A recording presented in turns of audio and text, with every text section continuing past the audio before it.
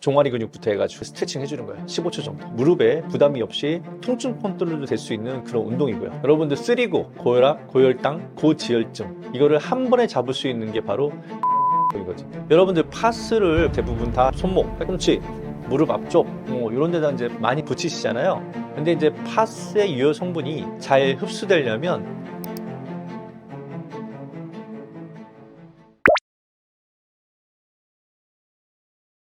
예전에 제가 또 방송에 출연했을 때 이제 그런 패널 중에서 이제 파스를 어떻게 사용해야 되느냐 질문을 주셔가지고 제가 한번 또 얘기한 적도 있는데, 여러분들 파스를 관절이 아프다고 해서 항상 눈에 보이는 부분이 대부분 다 이게 손목, 팔꿈치, 무릎 앞쪽 이런 데다 이제 파스를 많이 붙이시잖아요.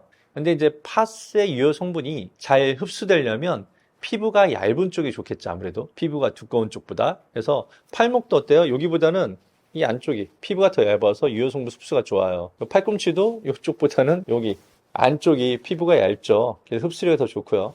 무릎도 어딜까요? 오금 쪽이죠. 오금 쪽에 붙이고, 이렇게 관절 쪽에서도 이렇게 피부가 얇은 쪽으로, 그쪽으로 이제 붙여주는 게 파스의 효과를 더 좋게 할 수 있는 하나의 또 방법이 되겠습니다. 이거 하나의 꿀팁입니다. 환자분들이 이제 오셔가지고 여기 아파요 뭐 이런 분도 있는데, 보면은 이거는 그냥 기후에 불과하다, 이거는 집에서 쉬어도 되는 그런 통증이 있고 병원에 잘 때마침 잘 오셨네 하는 그런 통증이 있는데요. 기본적으로 여러분들 운동하고 나면 다음날 좀 몸이 좀 뻐근하잖아요, 그죠? 그런 거는 단순한 근육통입니다. 근육은요 회복력이 빨라서 사실 침 맞거나 뭐 추나를 받거나 뭐 그런 뭐 수기 치료라든지 침 치료를 해주면 좀 더 빨리 좋아질 뿐이지, 안정만 해도 좀 뻐근한 근육통은 좋아집니다. 그런데 이 통증 중에서도요, 일단 날카로운 통증 자체가 좀 날카로워요. 그러면서 관절의 가동성이 좀 떨어져. 그리고 좀 붓기도 좀 있는 것 같아. 예, 그리고 약간 방사통이라고 하죠. 그 통증이 뭐 관절 그 부위만 나타나는 게 아니라 위아래로 뭔가 통증이 쭉 뻗어 나가는 것 같아. 이런 방사통이라든지 붓기라든지 가동력이 떨어진다, 그런 통증들은 여러분들 빨리 병원에 가시는 게 좋아요. 왜냐하면 어떤 관절 부위에 실질적인 손상이 왔을 경우에, 예를 들어서 뭐 무릎을 예를 들면 연골이 찢어졌다든지 인대가 좀 뭐 그런 경우에는요, 상처가 난 거잖아요, 어떻게 보면 몸에. 그래서 염증 반응이 아주 심한 경우에는 이렇게 통증과 더불어서 붓기, 열감, 뭐 가려움증 뭐 이런 증상들이 있다고 하거든요. 그래서 발적 같은 게 나타나는데, 이런 증상들이 있을 때는 병원 가서 제대로 전문의의 검사를 받거나 전문의와 상의를 하고 검사를 꼭 받으셔야 합니다. 왜냐하면 내비뒀다가는 괜찮겠지 내비뒀다가 상처 부위가 더 벌어지거나 또 그 부위에 감염이 올 수도 있고요. 그리고 시기를 놓쳐가지고 더 문제가 커져서 뭐 수술 쪽으로 갈 수도 있는 거거든요. 그래서 그런 경우 조심하셔야 되고, 아까 또 방사통 얘기했잖아요. 방사통. 이게 보통 이제 방사통이라는 건 뭐냐면 여기가 아픈데 통증이 내려가는 거잖아요. 예를 들어서 허리 같은 경우에 허리가 아파, 다리가 저려. 그러면 여러분들 무조건 다 디스크라 생각하잖아요. 그건 아니에요. 신경이 눌려도 다리가 저리고요. 여러분들 그리고 관절염이 생겨도 방사통이 생깁니다. 그래서 신경염이나 관절염이나 신경이나 관절의 손상이 간 거기 때문에 이런 경우도 무조건 병원에 가서 전문의와 상담을 해서 거기에 맞는 적절한 치료를 빨리 하는 게 좋고요. 그래서 방사통이 나타난다, 그래도 병원에서 적절한 치료를 받으러 가셔야 되는 게 맞습니다. 주사도 이제 종류가 많죠. 근데 보통 이제 소염 진통제 뭐 이런 주사도 있고요. 뭐 솔직히 뭐 한의사들도 주사 놓잖아요. 약침, 봉침 해가지고. 그래서 일단은 뭐 안전한 주사는 어떤 거냐? 양방 쪽에서는 많이 하는 얘기가 이제 연골주사, 히알루론산 성분인데 뭐 계란 흰자 성분 같은 건데, 이거는 뭐 한 달에 한 번씩 뭐 몇 번씩 맞아도 크게 문제가 없겠죠. 왜냐하면 관절에 윤활액을 넣어주는 거예요. 그래서 특별한 부작용이 있는 게 아니라 나이가 들어서 관절염으로 인해서 그리고 관절 윤활액이 부족해지니까 부드럽게 하기 위해서 지도리에다가 기름칠 해준다든지 엔진을 넣어주는 것처럼 그렇게 해주는 게 연골주사예요. 특별하게 뭐 그걸로 인해서 치료가 되는 게 아니라 예방적으로 부드럽게 만들어주는 그런 주사라고 할 수 있고요. 한의사들이 쓰는 뭐 약침 같은 경우도 뭐 사실은 한약에서 유해성분 추출해서 놓는 거기 때문에 부작용이 거의 없죠. 그리고 뭐 한의사들이 쓰는 봉침 같은 경우에도 꿀벌에서 아피톡신 성분을 추출해서 알러지 테스트상 알러지가 없는 사람들이 한해서 놓기 때문에 그것도 이제 큰 부작용이 없는 걸로 알고 있어요. 근데 이제 주의해야 될 주사는 이제 아무래도 여러분들 뼈 주사라고 많이 하죠. 예전에는 뭐 시골에서 할머니들 뭐 무릎 관절 아프면 이거 만지러 많이 갔는데 이게 스테로이드 주사예요.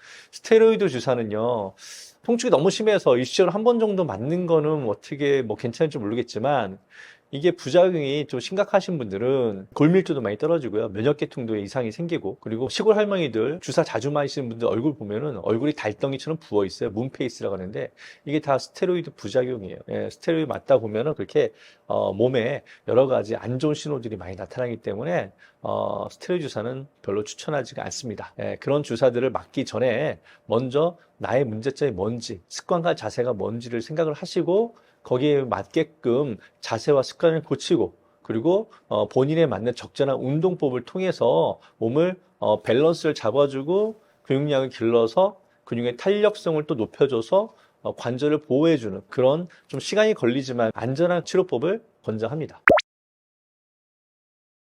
관절 그러면 여러분들 제일 떠오르는 게 무릎 관절이죠. 무릎 관절. 예, 무릎 관절 운동법.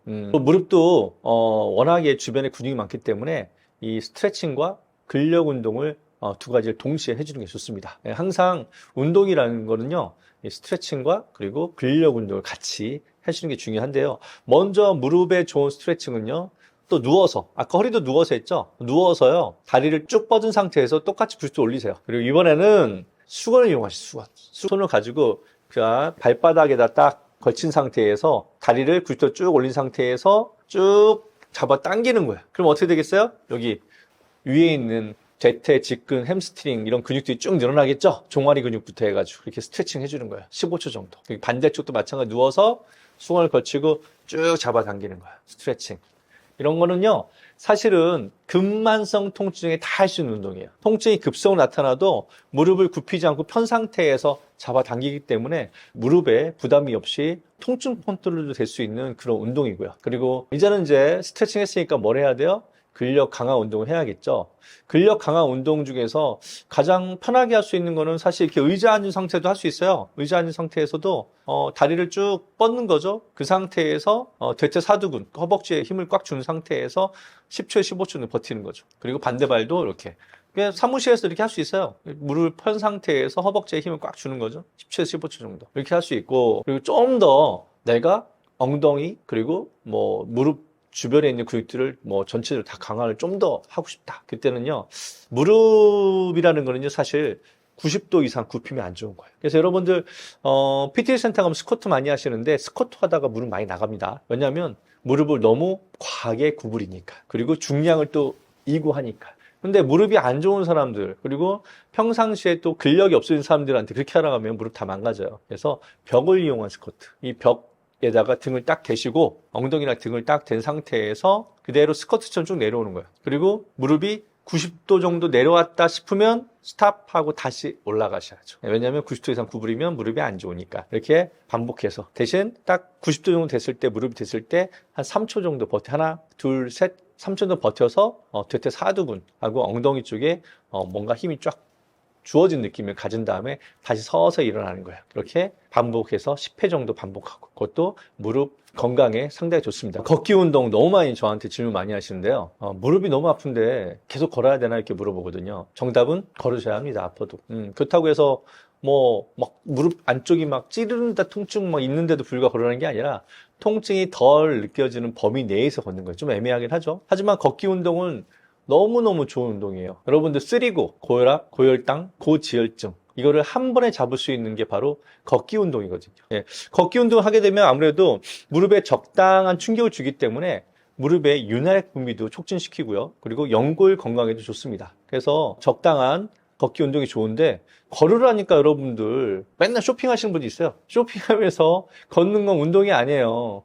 정확한 걷기 운동에 좋은 운동화를 딱 신고, 그리고 머릿속에 있는 생각들이 다 모든 게 운동에 집중이 돼야죠. 그래야지 정확한 근육이 쓰임새를 알기 때문에 정확히 운동이 되는 거예요. 쇼핑하다 여러분들 발목 삐끗한 사람 많아요. 몸과 마음이 따로 놀고 있기 때문에 그렇기 때문에 몸과 마음이 같이 하는 그렇게 하는 운동이 정말 효과적인 운동입니다. 그래서 걷기 운동은 무릎 건강에 너무너무 좋은 운동이에요. 단 강도를 잘 조절하시되 여러분도 뭐 만보를 꼭 걷어야 될 필요도 없어요. 나이에 맞게끔 젊은 사람들 좀 많이, 그리고 연세 있으신 분들은 뭐 7,000보 걸어도 상관없습니다. 걷는 시간 일주일에 150분, 보건복지부에서 일주일에 150분 정도를 권장하고 있어요. 그러면 뭐 내가 주 5일 정도 운동하겠다. 그러면 하루에 30분 정도만 운동해도 상관없는 겁니다. 그죠? 30분 곱하기 5일이면 150분이니까. 그리고 운동 강도는요, 걸을 때 너무 설설 걷지 마시고 보폭을 평상시 보폭보다 좀 더 늘린다 생각으로. 그러면 어떻게 돼요? 걸음이 좀 빨라지겠죠? 보폭을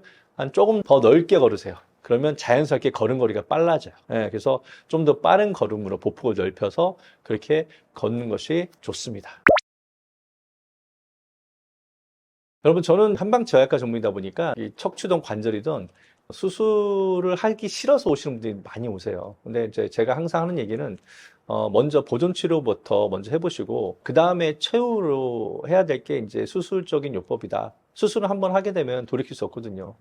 최선의 선택은 보존 치료다. 그 최후의 선택이 수술이다. 이렇게 항상 설명을 드리고요. 그리고 사람이라는 건요, 정말 운동이 중요한 게, 사람은 태어날 때는 어떻게 해요? 말랑말랑. 아기는 말랑말랑하게 태어나잖아요. 근데 죽을 때는 어때요? 몸이 뻣뻣해서 죽어요. 여러분들 나이가 들수록 점점 내 몸이 옛날과는 다르게 뻣뻣하고 굳어있다. 이건 내가 정말 죽어가는 거예요. 죽어가는 거. 그래서 내가 일찍 돌아가시지 않으려면 어떻게 해야 돼요? 평상시에 근육 운동과 더불어서 스트레칭 많이 해서 말랑말랑한 몸을 유지하시는 게 중요합니다.